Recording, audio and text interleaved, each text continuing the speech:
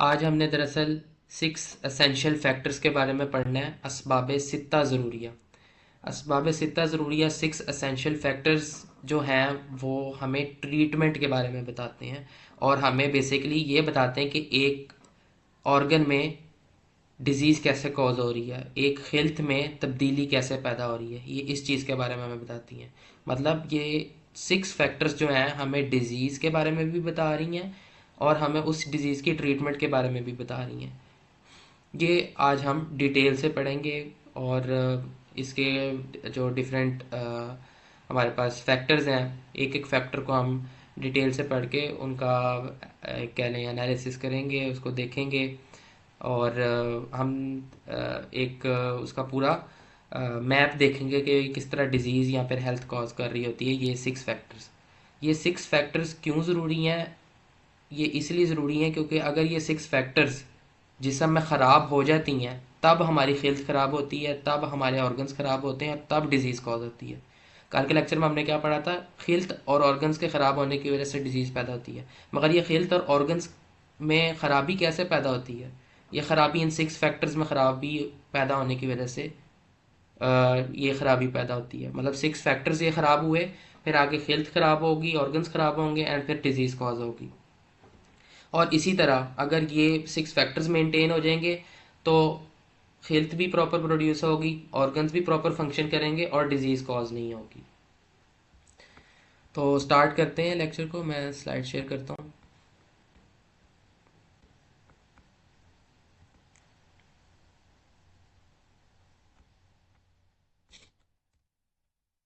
अगर हम ट्रीटमेंट को देखें तो मॉडर्न एलोपैथिक मेडिसिन में ट्रीटमेंट सिर्फ एक ही चीज़ को समझा जाता है और वो क्या है? मेडिसिन। आपके पास एक पेशेंट आया, आपने उसको 4 मेडिसिन लिख के दे देनी है। आपने डाइट उसका जो लाइफस्टाइल मैनेजमेंट है उसके नाम पे आपने उसको एक दो चीज़ें लिख के दे देनी है और ये आपका ट्रीटमेंट है।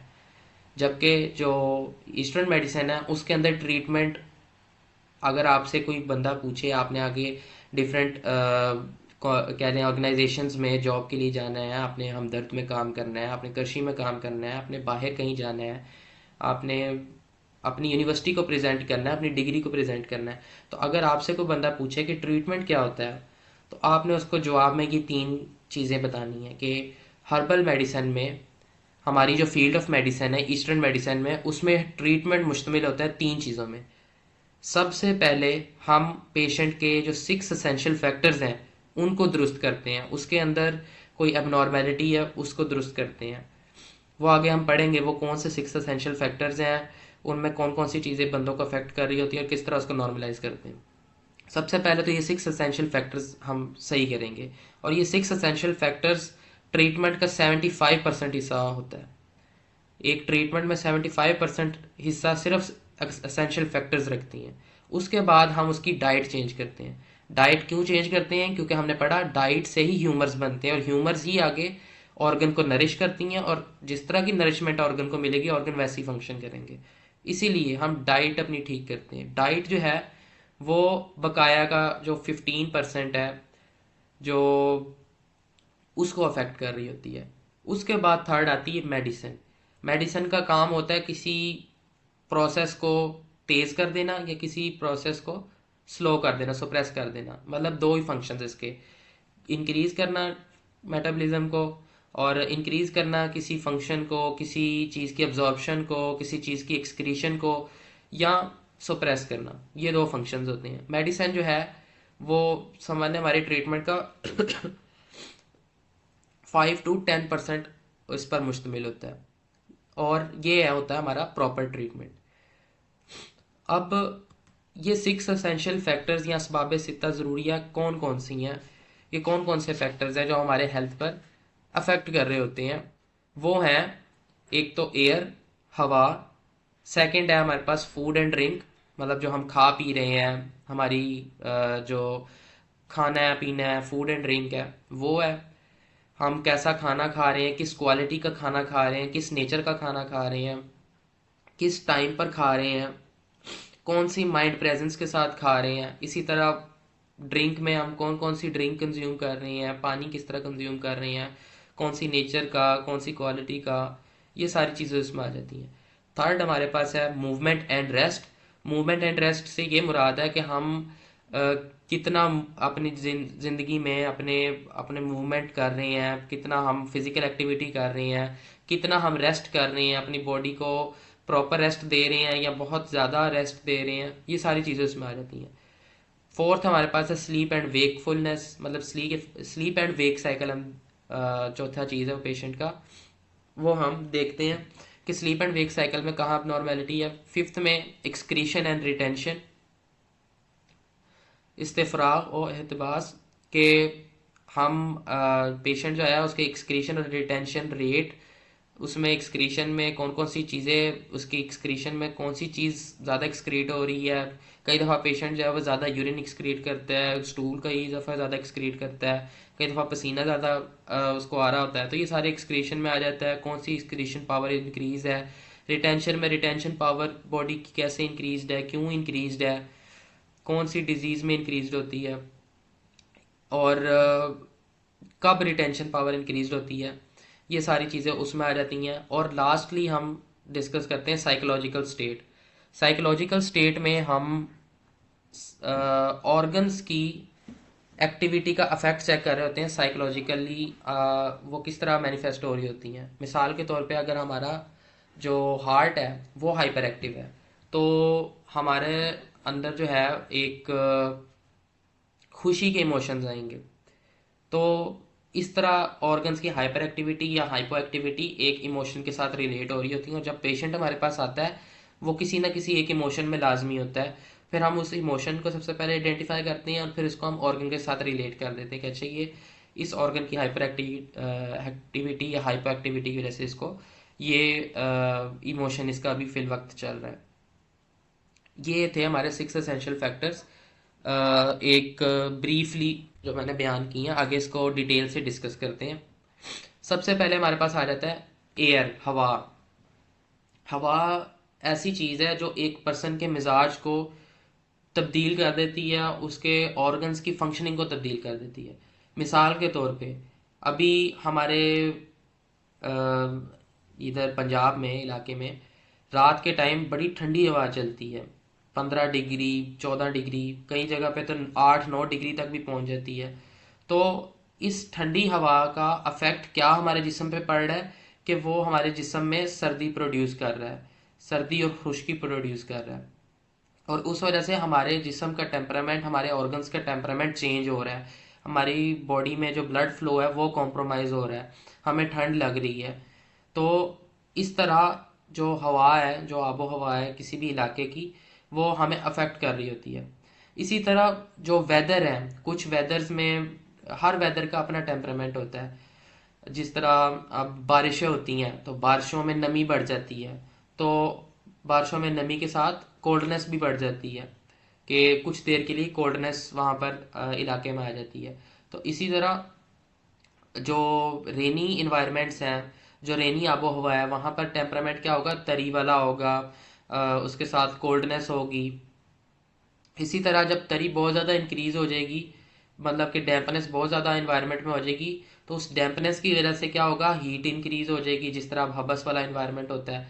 तो इस तरह जो हबस वाला इन्वायरमेंट होगा उसमें क्या होगा, तरी मिलेगी और हॉटनेस मिल रहा होगा। इसी तरह जो गर्म इन्वायरमेंट है, गर्म इलाका जहाँ सहरा वगैरह, वहाँ पर क्या होगा, गर्मी ज़्यादा होगी, खुश्की ज़्यादा होगी इन्वायरमेंट में। तो इसीलिए उस वो उस इन्वायरमेंट का अफेक्ट क्या होगा, गर्मी और खुश्की वाला होगा। या मैं आपको इन्वायरमेंट्स के अफेक्ट बता रहा हूँ।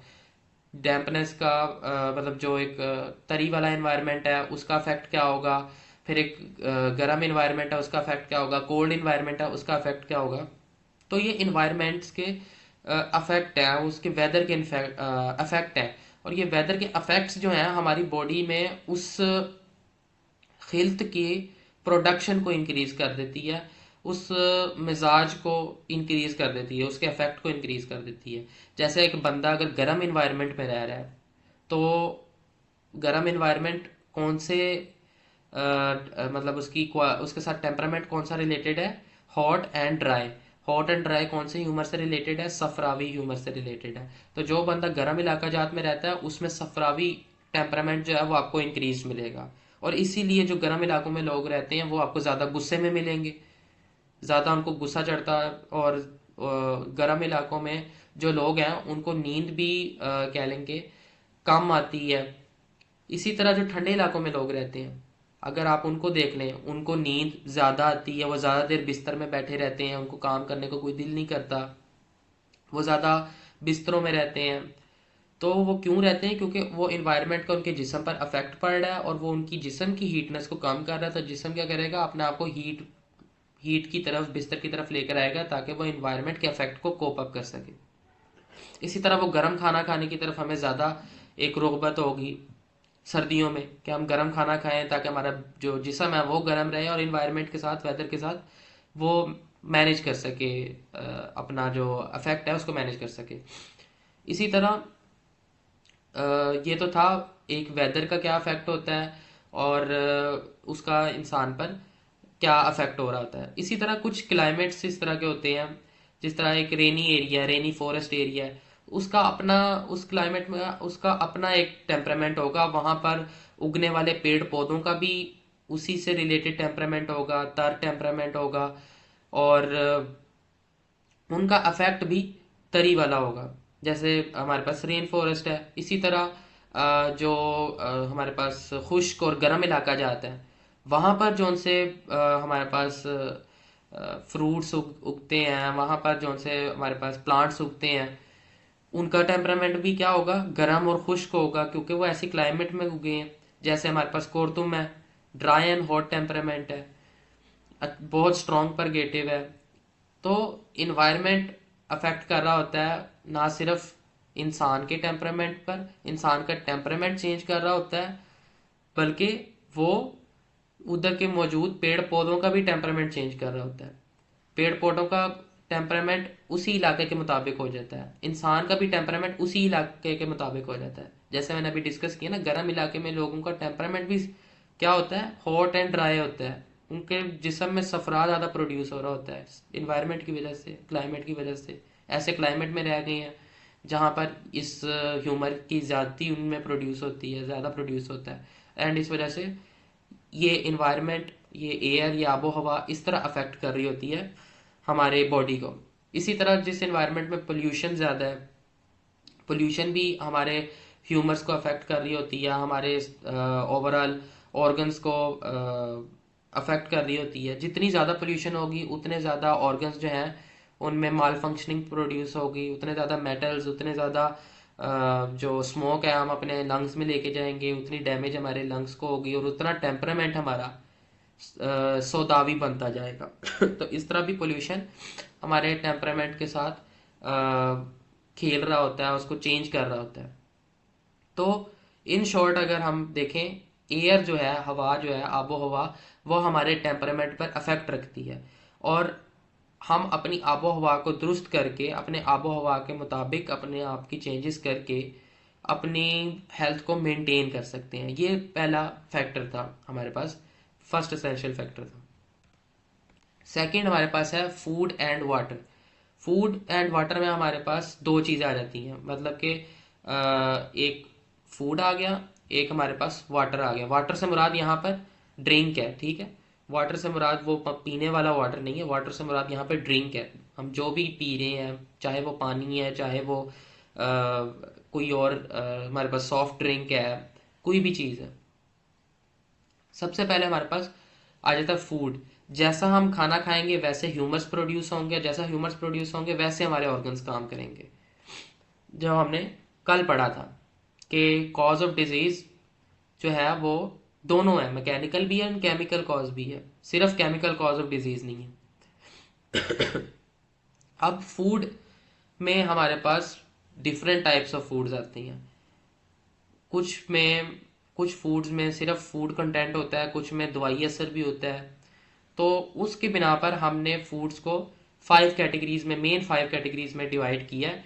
उनके कह लें कि एक अफेक्ट के नेम पर, और उसके मुताबिक ही हम पेशेंट को डाइट देते हैं।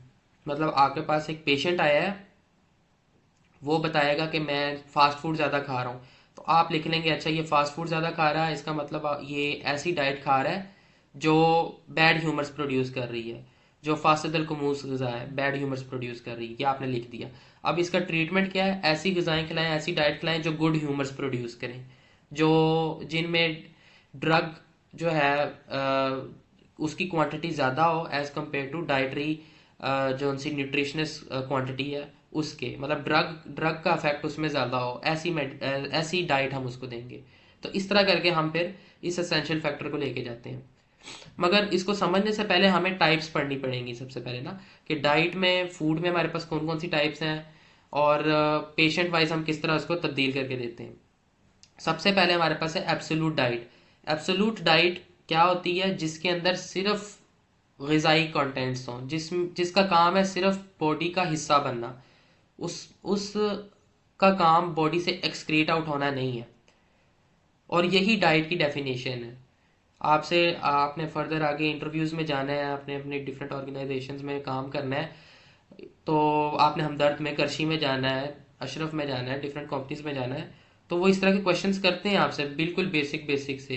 हेल्थ क्या है, डिजीज़ क्या है, फिर ट्रीटमेंट क्या होता है, डाइट क्या होती है, ड्रग क्या होती है, एब्सोल्यूट डाइट, एब्सोल्यूट ड्रग क्या होती है। तो एब्सोल्यूट डाइट, असल डाइट, जो एक सबसे ट्रू डाइट है, वो उसकी डेफिनेशन ही ये है कि वो जिस्म का हिस्सा बनती है।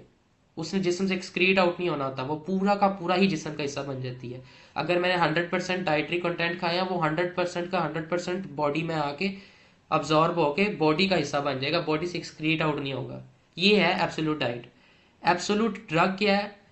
वो इसके बिल्कुल ऑपोजिट है, कि इसने जिस्म का हिस्सा बिल्कुल भी नहीं बनना, इसने बस जिस्म में जाना है, अपने इफेक्ट्स प्रोड्यूस करने हैं, जिस्म से खारिज हो जाना है। ये एब्सोल्यूट डाइट है।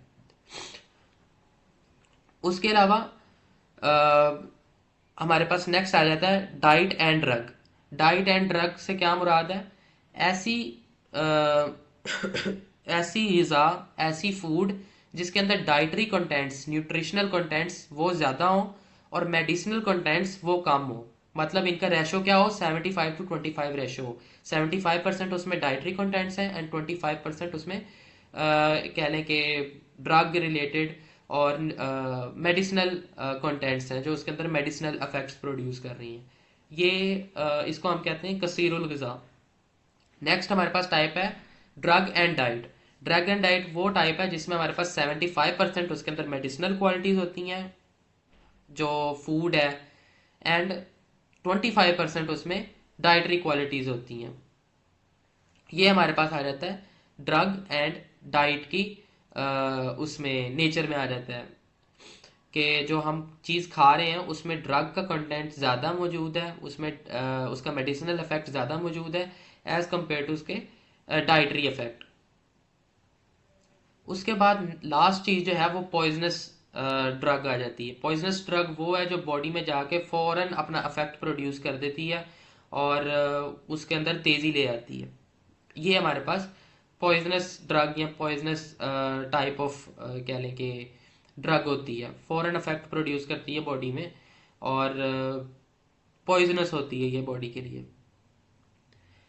ये हमारे पास कह लें फूड डाइट की 5 टाइप्स हैं। एक एब्सोल्यूट डाइट है, जिस्म का पूरे का पूरा हिस्सा बनती है। एक हमारे पास एब्सोल्यूट ड्रग है, जो जिस्म का बिल्कुल हिस्सा नहीं बनती, अपने इफेक्ट्स प्रोड्यूस करती है, जिस्म से खारिज हो जाती है। और एब्सोल्यूट उसके बाद हमारे पास डाइट एंड ड्रग है, ड्रग एंड डाइट है, जिसका मैंने आपको बताया। डाइट एंड ड्रग में 75% डाइट है, डाइटरी कंटेंट्स होते हैं, 25% ड्रग के कंटेंट्स होते हैं, मतलब मेडिसिनल इफेक्ट होते हैं 25%। मतलब उसमें से 75% फूड का 75% जिस्म का हिस्सा बन जाएगा और जो 25% है वो जिस्म से अपना इफेक्ट प्रोड्यूस करके खारिज हो जाएगा। और इसी तरह ड्रग एंड डाइट वाला इसके ऑपोजिट है, 75% ड्रग के कंटेंट्स होंगे, मतलब मेडिसिनल इफेक्ट्स होंगे, एंड 25% डाइटरी कंटेंट्स होंगे। और इसी तरह नेक्स्ट वो जो पॉइजनस ड्रग मैंने आपको बताया वो होती है कि अपना इफेक्ट जो है वो फौरन प्रोड्यूस करती है बॉडी में जाकर। उसके बाद डाइट्स के कुछ ह्यूमर प्रोड्यूस करने के एतबार से भी टाइप्स हैं। ये तो हमने उसके कह लें अफेक्ट्स के एतबार से या उसके न्यूट्रिशनल और डाइटरी कह लें कि पोर्शन के बारे में हमने उसको अलहदा करके कैटेगराइज किया। अब ये ह्यूमर्स के बारे में, ह्यूमर्स में भी हमारे पास 4 टाइप्स के आ जाते हैं। फर्स्ट है हमारे पास गुड ह्यूमर प्रोड्यूसिंग डाइट, ऐसी डाइट जो गुड ह्यूमर्स को प्रोड्यूस करे, अच्छे ह्यूमर्स प्रोड्यूस करे, ऐसे ह्यूमर्स जिनकी हमें ज़रूरत है अपनी हेल्थ को मेंटेन करने के लिए।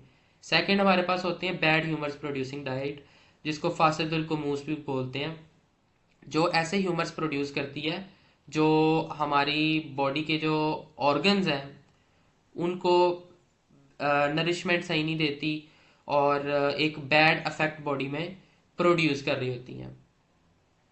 इसी तरह गज़ाए लतीफ़ हैं और गज़ाए कसीफ़ हैं। गज़ाए लतीफ़ वो ड्रग्स हैं, वो फूड है जो हमारी बॉडी में जो ब्लड का फ्लो है वो इंक्रीज कर देती हैं। गज़ाए लतीफ़ उनको कहा जाता है, जिसमें हमारे पास गोश्त आ जाता है, अंडे आ जाते हैं।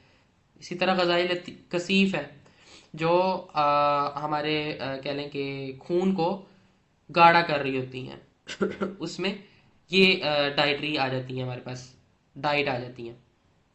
तो अब हमारे पास अगर कोई पेशेंट आया है, हमने सबसे पहले देखना है वो कौन सी डाइट के साथ कह लें कि आ रहा है, कौन सी डाइट में उसकी डाइट में कौन सी चीज़ का कंटेंट ज़्यादा मौजूद है। उसकी डाइट में बैड ह्यूमर्स प्रोड्यूसिंग डाइट है, उसकी डाइट में ड्रग एंड डाइट वाला कंटेंट ज़्यादा है, गज़ाए लतीफ़ वाला कंटेंट ज़्यादा है। ये सारी चीज़ें हमने सबसे पहले उस पर देखनी है, चेक करनी है। उसके बाद हमने उसको ट्रीटमेंट में डाइट देनी है कि अच्छा अगर बैड ह्यूमर्स प्रोड्यूसिंग है तो गुड ह्यूमर्स देंगे, अगर उसकी कह लें न्यूट्रिशनल डेफिशिएंसीज हैं तो न्यूट्रिशनल डेफिशिएंसीज को ट्रीट करने के लिए हम उसको क्या देंगे, ड्रग एंड डाइट वाले कंटेंट देंगे। ड्रग एंड डाइट में वो चीज़ें आ जाती हैं जो माइक्रो न्यूट्रिएंट्स हैं, जिस तरह विटामिन हैं, तो ये ड्रग एंड डाइट में आ जाती हैं कि इनका डाइटरी फैक्टर भी होता है, मगर इनका मेन इफेक्ट जो होता है वो मेडिसिनल होता है, कि मेडिसिनल इफेक्ट इनके पे ज़्यादा मौजूद होता है। और ड्रग एंड डाइट में न्यूट्रास्यूटिकल्स आ जाती हैं हमारे पास, कोई भी विटामिन हैं, मिनरल्स हैं, ये आ जाती हैं ड्रग एंड डाइट में। तो इस तरह हम डाइट के थ्रू, मतलब ये न्यूट्रिशनल डायग्नोसिस समझ लें हमारा, ये एसेंशियल फैक्टर्स में से एक ये न्यूट्रिशनल डायग्नोसिस है कि किस तरह न्यूट्रिशन को देख के हम एक पेशेंट की डायग्नोस करते हैं उसको, एंड फिर उसकी ट्रीटमेंट करते हैं। तो ये एक फैक्टर इतना इम्पोर्टेंट है ट्रीटमेंट में कि हम इसी से ही एक पेशेंट को डायग्नोस और ट्रीट कर सकते हैं। सेकंड है वाटर, के हम जो पी रहे हैं वो बहुत इफेक्ट कर रहा होता है हमारी बॉडी के ऊपर। वाटर जो है हमारी बॉडी में, अगर इसका टेम्परामेंट देखा जाए तो इसका टेम्परामेंट वेट है, वेट टेम्परामेंट है, मगर हर इलाके का पानी जो है उसका टेम्परामेंट वाइज थोड़ी बहुत उसमें चेंजेस मौजूद होती हैं। जैसे हार्ड वाटर होता है, उसमें मेटल्स हैं, उनका कंटेंट ज़्यादा मौजूद होता है। फिर हमारे पास इसी तरह जो बारिश का पानी है उसके अंदर स्लाइट एसिडिटी पाई जाती है, उसका टेम्परामेंट जो होता है वो कुछ और होता है। फिर हमारे पास जो कह लें कि ज़ेरे ज़मीन पानी है, मीठा पानी है, उसका टेम्परामेंट कुछ और होता है, वो ज़्यादा एल्कलाइन इन नेचर होता है। तो इसी तरह वाटर जो है वो बहुत ज़्यादा हमारी अफेक्ट कर रहा होता है हेल्थ पे। जैसा वाटर हम पियेंगे वैसा टेम्परामेंट, वैसा अफेक्ट हमारे अंदर प्रोड्यूस हो रहा होगा। एंड उसके साथ जैसी ड्रिंक हम पियेंगे, मतलब अगर हम कोल्ड ड्रिंक्स पी रहे हैं, drinks rich in carbohydrates P रहे हैं, तो उससे भी क्या लें हमारी बॉडी में वेटनेस इंक्रीज होगी, क्योंकि कार्बोहाइड्रेट्स को वेटनेस के साथ लिंक किया जाता है कि कार्बोहाइड्रेट्स जो है वो वेट इन टेम्परामेंट होते हैं। इसी तरह जो प्रोटीन्स हैं वो उनका टेम्परामेंट क्या होता है, वो उनका टेम्परामेंट होता है ड्राई। बॉडी की मूवमेंट करवा रही है ना प्रोटीन्स, मसल्स बॉडी की मूवमेंट करवा रही हैं। इसी तरह हमारे पास जो थर्ड है लिवर है, एपिथेलियल टिश्यूज हैं, वो भी हमारे पास किन से लिंक्ड है, फैट्स से लिंक्ड है, कि फैट्स ही हमारे पास आगे उनकी मेटाबॉलिज्म हो रही होती है, वही हमारे पास एक एनर्जी का सोर्स होती हैं और वो बॉडी में हीट प्रोड्यूस कर रही होती हैं, इसीलिए उसको फैट्स को लिवर के साथ रिलेट किया जाता होता है। तो जैसी ड्रिंक हम पियेंगे, मतलब वो ड्रिंक अगर रिच इन फैट्स है, रिच इन कार्बोहाइड्रेट्स है या रिच इन प्रोटीन है, तो वैसा ही हमारी बॉडी में वो अफेक्ट प्रोड्यूस करेंगी। और हम इसके थ्रू भी पेशेंट को देख रहे होते हैं कि अच्छा अगर वो ज़्यादा कोल्ड ड्रिंक्स पी रहा है या ज़्यादा क्या ले रिफाइंड कार्बोहाइड्रेट्स खा रहा है, तो इसके अंदर वेट कैटेगरी की डिजीजेज जो हैं वो ज़्यादा प्रोड्यूस हो सकती हैं। तो ये था हमारे पास सेकेंड एसेंशियल फैक्टर। थर्ड है हमारे पास स्लीप एंड अवेकफुलनेस। स्लीप और वेकफुलनेस बहुत इंपॉर्टेंट है, क्योंकि ये हमारी बॉडी के अंदर पूरे एक मैकेनिज्म को एक्सप्लेन कर रहा होता है कि एक हॉटनेस और कोल्डनेस किस तरह तब्दील हो रही है। जब हम सो रहे होते हैं, जब हमारा बॉडी रेस्ट कंडीशन में हो रहा होता है, सो रहा होता है, तब हमारी बॉडी के इंटरनल ऑर्गन्स को ब्लड फ्लो ज़्यादा जा रहा होता है और उस वजह से हमारा डाइजेशन जो है वो प्रॉपर हो रहा होता है। हमारी बॉडी मूवमेंट जो है वो रुक जाती है और उस वजह से हमारी बॉडी के एक्सटर्नल टेम्परेचर जो होता है वो कोल्ड होता है। इंटरनल टेम्परेचर हॉट होता है क्योंकि इंटरनल ऑर्गन्स को ब्लड फ्लो मिल रहा है, बॉडी में रीजनरेशन हो रही है, बॉडी में हीलिंग हो रही है, बॉडी में डाइजेशन हो रही है। इस वजह से इंटरनल ऑर्गन्स एक्टिव हैं, उनको ब्लड फ्लो ज़्यादा मिल रहा है। एंड जो एक्सटर्नल ऑर्गन्स होते हैं उनमें कोल्डनेस होती है क्योंकि वो मूव नहीं कर रहे, वो कोई हीट प्रोड्यूस नहीं कर रहे और इस वजह से उनमें कोल्डनेस प्रोड्यूस हो रही होती है। इसी तरह जब हम जाग जाते हैं तो इससे ऑपोजिट इफेक्ट प्रोड्यूस होता है। हमारी बॉडी के एक्सटर्नल पार्ट में हॉटनेस ज़्यादा प्रोड्यूस होती है as compare to internal part, क्योंकि हम मूव करने लग पड़ते हैं और इस वजह से हॉटनेस प्रोड्यूस हो रही होती है। अब जब हमारे पास कोई पेशेंट आता है तो वो हमें बताता है कि उसको नींद ज़्यादा आती है या नींद ठीक नहीं आती, या अ, उसको नींद से रिलेटेड कोई भी इशू होता है, तो ये किस बात को डिनोट कर रहा होता है कि जब एक बंदा बहुत ज़्यादा सो रहा है, बहुत ज़्यादा नींद उसको आ रही है, ये वेटनेस को शो कर रही होती है और कोल्डनेस को शो कर रही होती है। वेट एंड कोल्ड जो हमारे पास एक पेशेंट होता है उसको नींद आ रही होती है ज़्यादा, उसको ज़्यादा कह लें कि इंक्रीज्ड स्लीप आ रही होती है। एंड जो वेकफुलनेस है, मतलब बेख्वाबी है, नींद ना आना, ये इंसोम्निया जो है, ये हमें इंक्रीज्ड हॉटनेस में मिल रहा होता है। जब एक पेशेंट बहुत ज़्यादा उसमें इंक्रीज्ड हॉटनेस हो जाए या इंक्रीज्ड ड्राइनेस हो जाए, तब हमें बेख्वाबी मिल रही होती है। जो पेशेंट है वो सो नहीं पा रहा होता, उसकी नींद में उसको दिक्कत आ रही होती है, कांस्टेंट उसको ख्यालात आ रहे होते हैं, सोच आ रही होती है। तो इस वजह से हम उसके स्लीप एंड वेकफुलनेस देखते हैं, स्लीप एंड वेक साइकिल देखते हैं, जो हमें फर्दर उसका टेम्परामेंट और उसके अफेक्ट के बारे में हमें बता देता है। ये था हमारा पास थर्ड जो इसकी कह लें कि फैक्टर था, एसेंशियल फैक्टर। फोर्थ है हमारे पास रेस्ट एंड मूवमेंट। अब ये sleep and wakefulness rest and movement से डिफरेंट है, आपने इसको रिलेट नहीं करना, इसीलिए मैंने इन दोनों को साथ लिखा हुआ है। स्लीप एंड वेकफुलनेस रिलेटेड है हमारे स्लीप और वेक साइकिल से। रेस्ट एंड मूवमेंट रिलेटेड है हमारा जागे हुए, मतलब एक जागे हुए शख्स में कितना वो मूवमेंट कर रहा है, कितना वो रेस्ट कर रहा है, ये उससे रिलेटेड है। अब हमारी बॉडी में तीन किस्म की कह लें कि मूवमेंट्स होती हैं, इंटरनली भी मतलब ऑर्गन्स के अंदर भी, और एक्सटर्नली भी। इंसान जो है वो तीन ही किस्म के थ्रू मूव कर रहा होता है। या उसमें वो मूव कर रहा होता है, उसमें हॉटनेस प्रोड्यूस हो रही है, तहरीक प्रोड्यूस हो रही है। तहरीक से मुराद मेटाबॉलिज्म है, तहरीक से मुराद उसके अंदर मूवमेंट मौजूद है, वो मूव कर रहा है। तस्कीन से मुराद वो रेस्ट में है, वो मूव नहीं कर रहा, कोल्डनेस है, उसमें स्लोनेस है। तहलील से मुराद ये है कि उसने इतना मूव कर लिया है, इतना काम कर लिया है कि उसमें वीकनेस आ गई है और वो वीकनेस की वजह से उसमें डीजनरेशन पैदा होनी शुरू हो गई है। ये था हमारे पास तीन चीज़ें। तीन चीज़ें किस तरह हमारी बॉडी में इंटरनली और एक्सटर्नली मूवमेंट करवा रही होती हैं। तो जब भी हमारे पास एक पेशेंट आएगा, हमने उसका रेस्ट एंड मूवमेंट देखना है कि रेस्ट वो कितना कर रहा है। अगर वो ज़्यादा रेस्ट कर रहा है, मूवमेंट कम कर रहा है, जिस तरह डायबिटिक पेशेंट्स हैं उनमें अगर हम उनकी हिस्ट्री लें तो वो क्या कहते हैं, हम मूवमेंट बिल्कुल कम करते हैं, हम बाहर नहीं जाते हैं। तो ऐसी पेशेंट में क्या होगा, स्लोनेस होगी, कोल्डनेस प्रोड्यूस होगी और वेटनेस ऐसे पेशेंट्स में प्रोड्यूस होगी। और इसी तरह जो पेशेंट्स या जो बंदे कम मूव करते हैं, कम सोशली एक्टिव होते हैं, कम बोलते हैं, इंट्रोवर्ट होते हैं, उनके अंदर भी हमें यही टेम्परामेंट मिल रहा होता है, क्योंकि उनमें रेस्ट ज़्यादा होता है, बॉडी के अंदर भी उनके रेस्ट होता है और बॉडी के बाहर भी उनकी मूवमेंट्स में भी रेस्ट होता है। इसीलिए उनका जो टेम्परामेंट होता है वो कोल्डनेस एंड वेटनेस वाला होता है। इसी तरह इनके ऑपोजिट हॉटनेस वाले हैं कि ये लोग क्या होते हैं, ज़्यादा एक्टिव होते हैं, एक्टिविज्म इनमें ज़्यादा होता है, ज़्यादा प्रोएक्टिव होते हैं, और इनमें मेटाबॉलिज्म भी बहुत तेज़ होता है। तो ये चीज़ें किस चीज़ को डिनोट कर रही होती हैं, हॉटनेस को डिनोट कर रही होती हैं।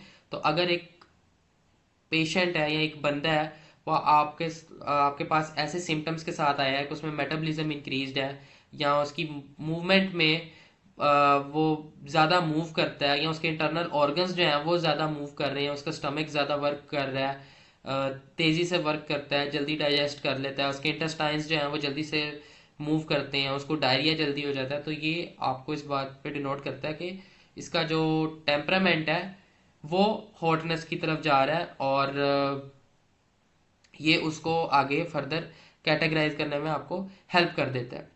उसके अलावा ट्रीटमेंट में भी आपको किस तरह ये हेल्प करता है कि ट्रीटमेंट में जब आप इस असेंशियल फैक्टर को नोट डाउन कर रहे होते हैं कि उसके रेस्ट और मूवमेंट में कौन सी चीज़ जो है वो इम्बैलेंस्ड है, मतलब वो ज़्यादा कोल्डनेस में रहता है, ज़्यादा रेस्ट करता है, तो आप उसको क्या कहेंगे, आप मूवमेंट करें, आप मूवमेंट में उसको ऐसी ड्रग्स देंगे, ऐसी लाइफस्टाइल चेंजेस देंगे जिसमें उसका मूवमेंट जो है वो इंक्रीज होगा, उससे उसकी बॉडी में हीट हॉटनेस इंक्रीज होगी, और उससे उसका जो डिजीज़ है, उसका जो टेम्परामेंट है वो चेंज होगा।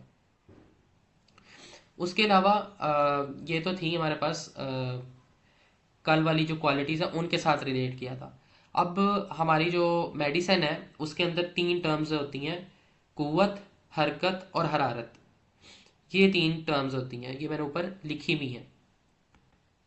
ये मेन टर्म्स होती हैं हमारी बॉडी में मूवमेंट और एनर्जी को डिफाइन करने के लिए, कि इनका एक ना वो भी है, कह लें फ्लो चार्ट भी है, कि जब हमारी बॉडी में कुव्वत होगी, जब हमारी बॉडी में स्ट्रेंथ होगी, तभी हम हरकत कर पाएंगे, तभी हम मूवमेंट कर पाएंगे, और जब हम मूवमेंट करेंगे तभी हमारी बॉडी में हॉटनेस इंक्रीज होगी। तो जो जिन बंदों में कुव्वत की कमी होती है, जिन बंदों में एक कह लें वीकनेस होती है, उनमें हम क्या करेंगे, उनको हम कुव्वत देंगे, उनको हम टॉनिक्स देंगे, उनको हम ताकत देंगे थ्रू मेडिकेशंस, थ्रू एक्सरसाइज के हम उनको करवाएंगे, उनको कुव्वत देंगे, उनके मसल्स को स्ट्रॉन्ग करेंगे, उनको आइसोमेट्रिक्स देंगे, आइसोमेट्रिक एक्सरसाइजेज जो हैं वो रिकमेंड करेंगे, उनको टॉनिक्स देंगे। इस तरह हम उनमें कुव्वत जो है वो इंक्रीज करेंगे। उसके बाद कुव्वत इंक्रीज करने से उनमें हरकत जो है वो इंक्रीज होगी, कि जब एनर्जी मिलेगी तभी वो प्रॉपरली सही मूव कर पाएंगे, और जब वो मूव करेंगे तभी उस मूवमेंट से एनर्जी पैदा होगी, एनर्जी जो है वो हीट में कन्वर्ट होगी।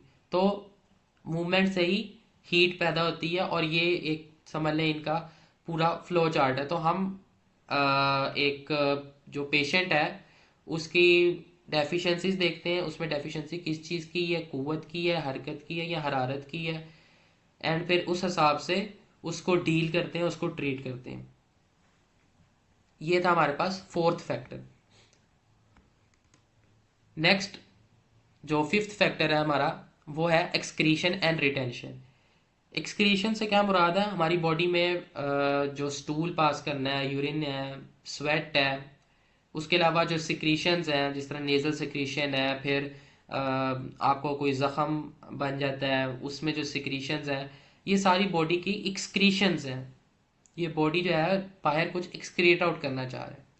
और इसी तरह रिटेंशन क्या है, वो चीज़ है जो बॉडी अपने अंदर रिटेन करता है, और रिटेन करके उसको कन्वर्ट करता है ऑर्गन्स की स्ट्रेंथ में, और ऑर्गन्स की एक कह लें कि उस अनाटमी में ये रिटेंशन जो है वो बहुत ज़रूरी होती है। मतलब जितना आप खुराक, ग़िज़ा, फूड, उसके अंदर न्यूट्रिशनल जो क्वांटिटी है वो जितना आप ज़्यादा स्टोर करें कर पाएंगे अपनी ग़िज़ा से, उतनी ज़्यादा आपके ऑर्गन्स उससे नरिश होंगे, उतने ज़्यादा वो ऑर्गन्स, जितने ज़्यादा ऑर्गन्स नरिश होंगे उतना वो ग्रो करेंगे, और उतना उनमें स्ट्रेंथ पैदा होगी, और उतना आपके जो आपकी बॉडी है वो भी ग्रो करेगी। और जिन लोगों की रिटेंशन पावर कम होती है ना, वो लोग आप देखेंगे बिल्कुल दुबले पतले होंगे, और उनकी मेन शिकायत भी ये होगी कि डॉक्टर साहब मैं बहुत ज़्यादा खाता भी हूँ मगर मुझे कुछ लगता नहीं है। वो क्यों नहीं लगता है? क्योंकि उनकी रिटेंशन पावर कम होती है। अब रिटेंशन पावर कम होने के बहुत ज़्यादा रीजंस हैं। उनमें सबसे पहला रीज़न तो ये है कि प्रॉपर कह लें कि खुराक की डाइजेशन ना होना, कि खुराक प्रॉपरली डाइजेस्ट नहीं हो रहा। प्रॉपरली डाइजेस्ट नहीं होगा तो बेशक अब्जॉर्ब हो जाए, इसका आगे कोई प्रॉपर इफेक्ट प्रोड्यूस नहीं होगा। पहली कॉज तो ये है। दूसरी कॉज ये है कि जब आपकी खुराक प्रॉपरली डाइजेस्ट हो रही है स्टमक से, आगे वो इंटेस्टाइन्स में आ रही है, इंटेस्टाइन में अब्जॉर्ब ही नहीं प्रॉपरली हो पा रही, विलाई जो है वो अपना प्रॉपर काम ही नहीं कर पा रहे, जिसकी वजह से वो खुराक अब्जॉर्ब ही नहीं हो रही है और फिर आगे वो ऑर्गन्स में जाके अपना फंक्शन परफॉर्म नहीं कर रही है। तो ये कुछ रीजंस हैं जिसमें हमारी जो बॉडी की रिटेंशन पावर है वो कम हो जाती है, और फिर वो सिम्टम्स अपने शो कर रही होती है वेट लॉस के थ्रू और खाना ना लगना इसके थ्रू। ये सारे फिर उसमें हमें सिम्टम्स मिल रहे होते हैं, साइन मिल रहे होते हैं। उसके अलावा जो एक्सक्रीशन है वो हमारी बॉडी में क्या कर रही होती है, जो हमने डाइट खाई है, जो मैंने आपको सेकंड लेक्चर में पढ़ाया था कि हमारी डाइट है उसके दो पार्ट्स होते हैं, एक लाइटर पार्ट होता है और एक हैवियर पार्ट होता है। हैवियर पार्ट एक्सक्रीट आउट हो जाता है और जो लाइटर पार्ट होता है वो हमारी बॉडी में इस्तेमाल होता है न्यूट्रिशन के लिए। तो एक्सक्रीशन को वो हैवी पार्ट हम कहेंगे कि ये वो हैवी पार्ट है जिसको बॉडी ने जो बॉडी अब्जॉर्ब नहीं कर पाई।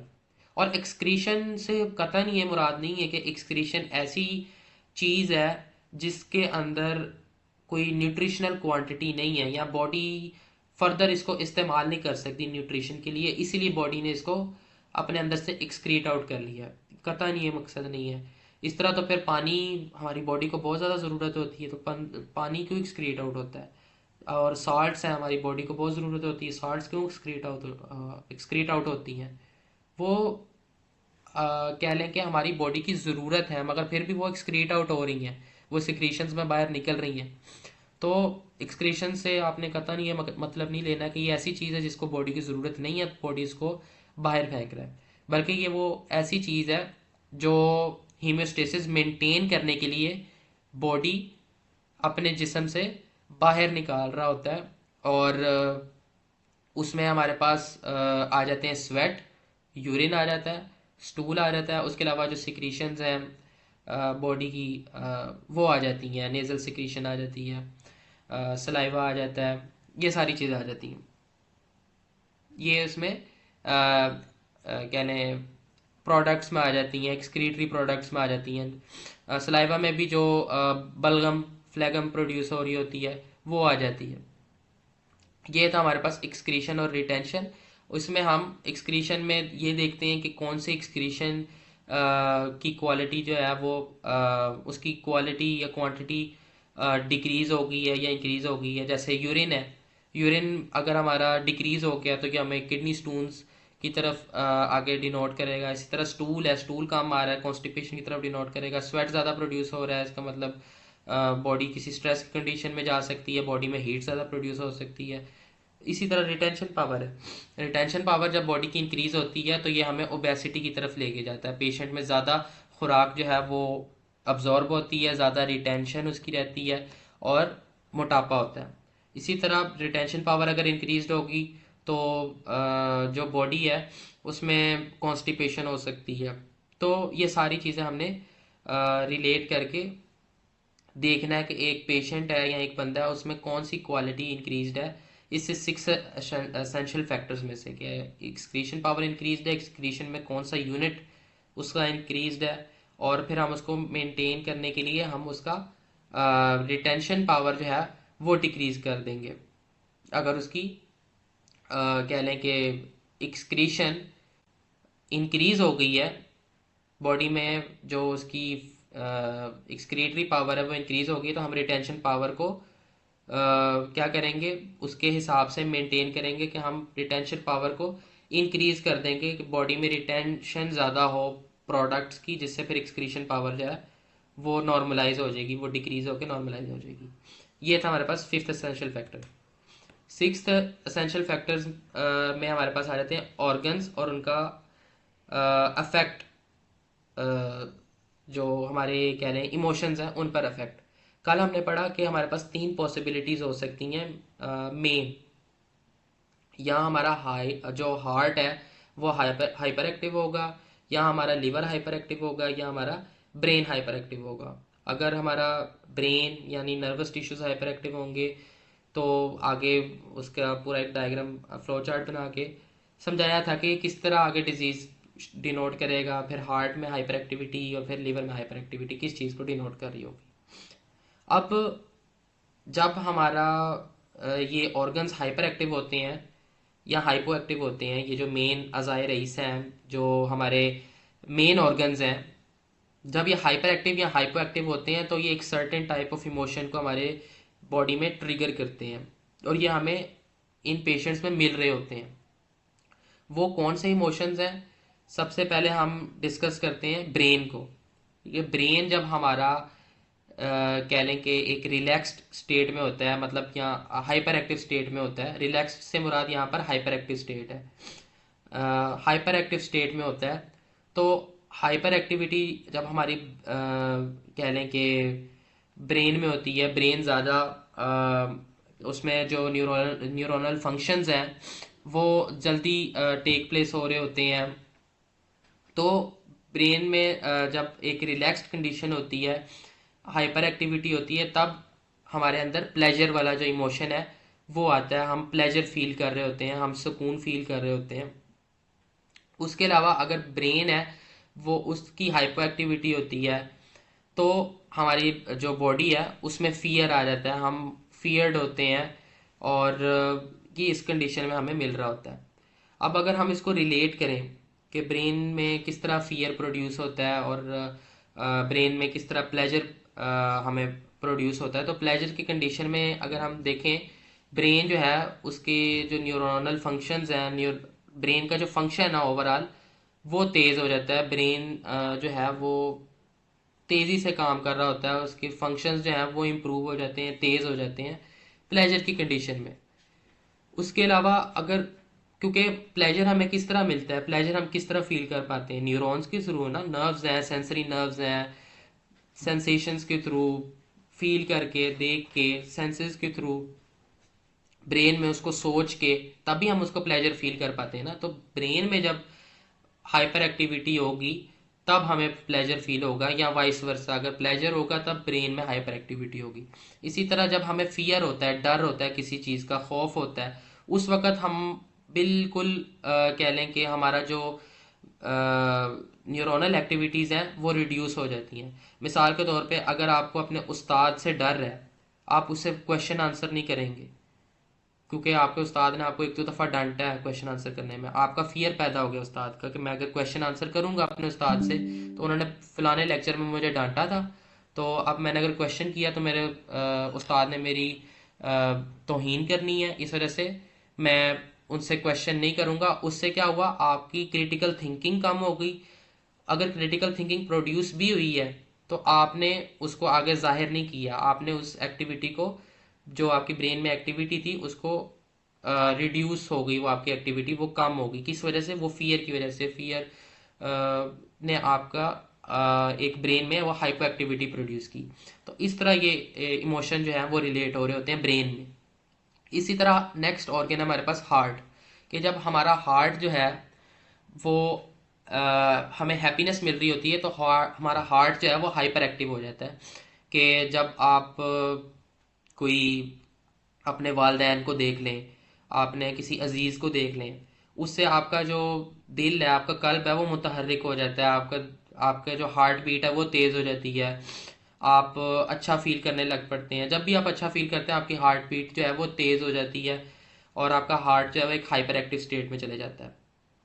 इसी तरह जब आपको कोई गम वगैरह मिलता है, कोई सोरो मिलता है, उसमें भी कह लें कि हमारे पास क्या होता है, कुछ कंडीशंस में हार्ट बीट तेज़ हो जाती है, मगर मोस्टली अगर जब आपको बहुत एक गहरा सदमा मिले या गम मिले बहुत गहरा, तब आपकी जो हार्ट है वो बिल्कुल एक सदमा टाइप आपके हार्ट में पड़ता है, और उस वजह से आपकी जो हार्ट की एक्टिविटी है वो रिड्यूस हो जाती है। मतलब आपका जो ओवरऑल एक ब्लड फ्लो है वो कॉम्प्रोमाइज्ड हो जाता है फिर, और आपकी जो हार्ट है वो प्रॉपरली वर्क नहीं कर पाता, वो हाइपो एक्टिव हो जाता है, उसमें सर्दी जो है वो इंक्रीज हो जाती है इस कंडीशन में, सौरों की कंडीशन में, गम की कंडीशन में।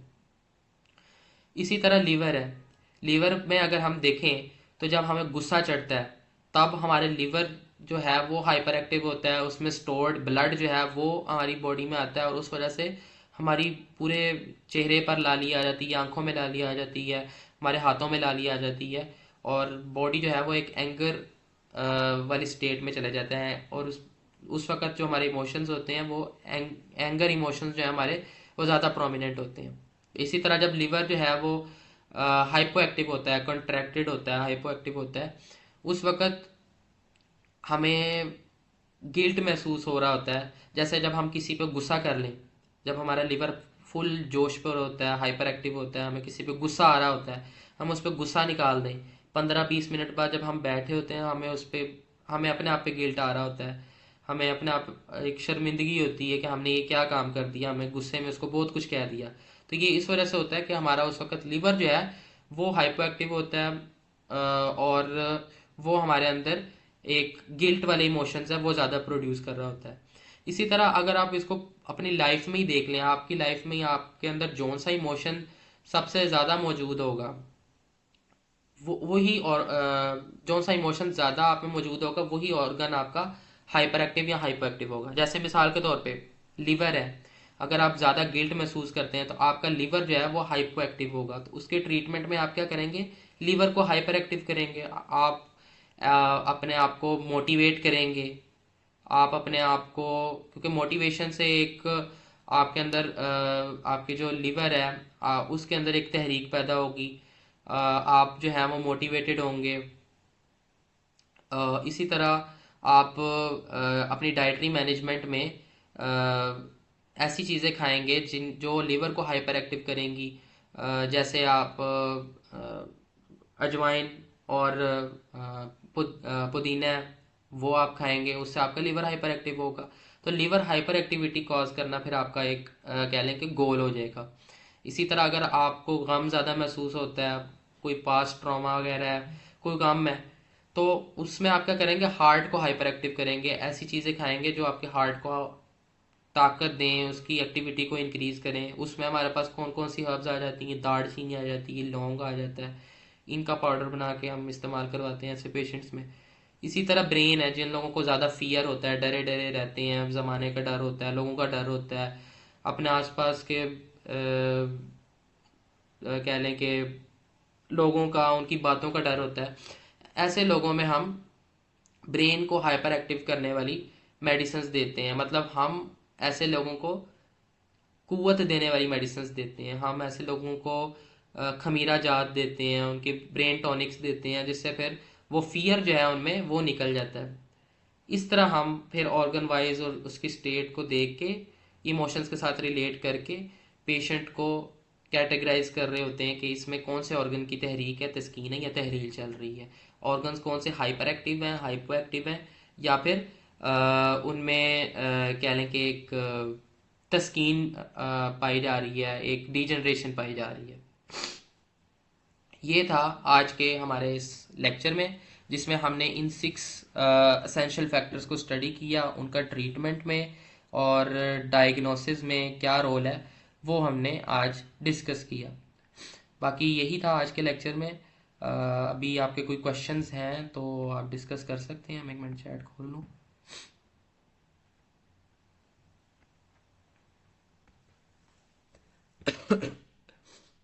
आज के लेक्चर्स की समझ आई आपको?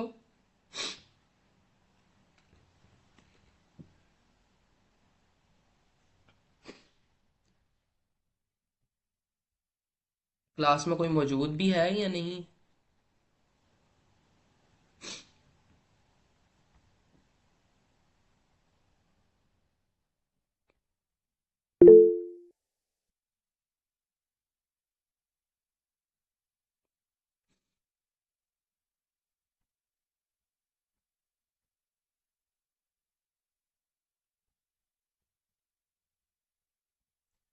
Can you repeat the temperament of air?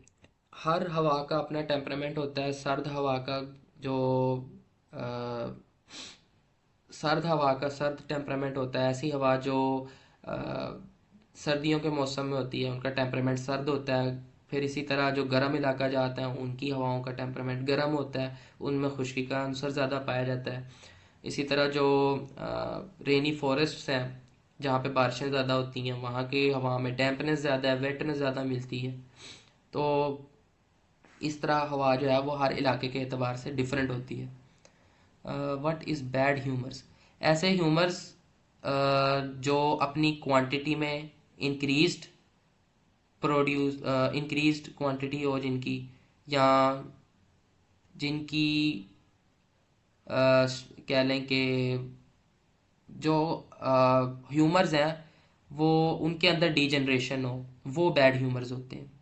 मतलब एक तो ह्यूमर्स एक्सेसिवली जो प्रोड्यूस हो रहे हैं वो बैड ह्यूमर है, और ऐसा ह्यूमर जिसकी साख्त में, जिसकी जो प्रोड्यूस ही इम्प्रॉपर हो रहा है, मतलब उसकी जो क्वालिटी है वो प्रॉपर नहीं है, वो होता है बैड ह्यूमर। ये दो चीज़ें हैं बैड ह्यूमर।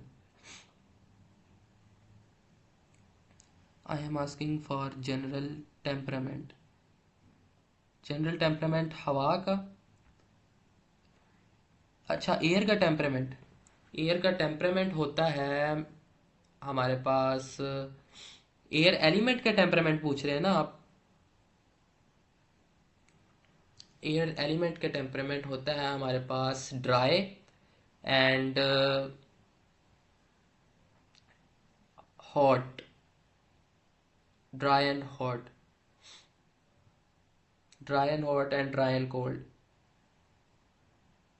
मेन उसमें जो क्वालिटी हमें मिल रही होती है वो ड्राइनेस होती है। उसके साथ में जौन सा फैक्टर एसोसिएटेड होता है हॉटनेस का या कोल्डनेस का, वो उसका इफेक्ट दे रहा होता है।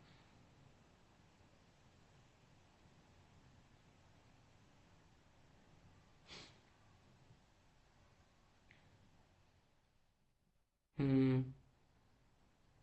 एयर का टेम्परामेंट हॉट एंड वेट? नहीं नहीं, ऐसे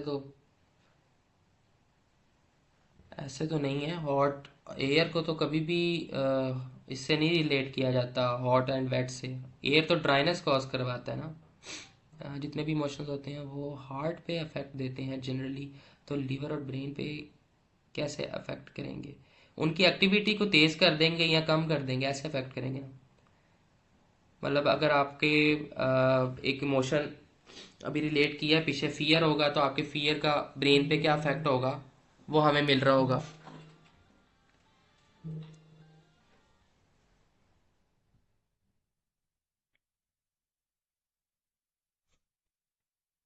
Yes, and fire have hot and dry because air have moisture. नहीं नहीं, एयर में मॉइस्चर नहीं होती है। एयर इट सेल्फ जो है वो ड्राई होता है। आपने शायद दूसरा लेक्चर नहीं लिया। दूसरे लेक्चर में मैंने इसको दूसरा नहीं, फर्स्ट लेक्चर जो है उसको मैंने इसको बड़े एक अच्छे वे में बयान किया हुआ है। वो आप उसको एक दफ़ा पढ़ लें, आपको समझ आ जाएगी एयर को किससे रिलेट किया जाता है, वाटर को, और ये हर चीज़ को मैंने उसमें बयान किया हुआ है।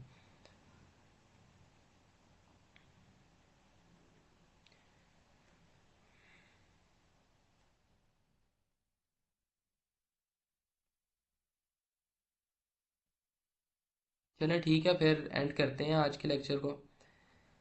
बाकी आप सब अपना ख्याल रखिएगा। इंशाल्लाह हम इसी तरह नेक्स्ट फिर सीरीज़ करवाते रहेंगे इसी ग्रुप में। आगे मैं सोच रहा हूँ नेक्स्ट हम वर्क करें हर्बल फॉर्मुलेशंस पे। और क्योंकि नुस्खा नवीसी बहुत इम्पोर्टेंट है, बहुत ज़रूरी है हर पर्सन को सीखने के लिए, उसके उस नुस्खा बनाने के लिए। क्योंकि ये चीज़ें ऐसी हैं जो आपको नहीं बताई जाती, ना समझाई जाती हैं at the level of university. उस्ताद आता है, पढ़ा के चले जाता है, किताबी बातें पढ़ाता है, मगर जब नुस्खा नवीसी बनानी होती है उसमें मिजाज को हमने बहुत इंपॉर्टेंटली देखना होता है। एक ड्रग को दूसरे ड्रग की क्वालिटीज़ के साथ, मिजाज के साथ बैलेंस करके हमने उसको ड्रग देनी होती है। तो उस पर हम करिकुलम डिज़ाइन कर रहे हैं एक प्रॉपर। इंशाल्लाह उसकी डिटेल्स आपको इसी ग्रुप में शेयर हो जाएंगी। आगे हम इस पे इंशाल्लाह वर्क करेंगे एंड अपनी जो नुस्खा नवीसी है और अपनी प्रोडक्ट फॉर्मुलेशन है उस पे काम करेंगे हम, और उसको हम बनाना सीखेंगे। I am present in all lectures then I read a book. नहीं नहीं, आप पढ़िएगा ये पूरा जो फर्स्ट लेक्चर है ना, उसमें मैंने बताया कि ये किस तरह ड्राइनेस से रिलेटेड है। और किसी भी बुक में मैंने नहीं आज तक पढ़ा कि जो एयर है, एयर एलिमेंट है, वो हॉटनेस और ड्राइनेस से रिलेटेड है। ये मैंने नहीं आज तक पढ़ा किसी भी बुक में। चलें ठीक है, अपना ख्याल रखिएगा। हाँ, मुझे अपनी दुआओं में याद रखिएगा। अल्लाह हाफिज़।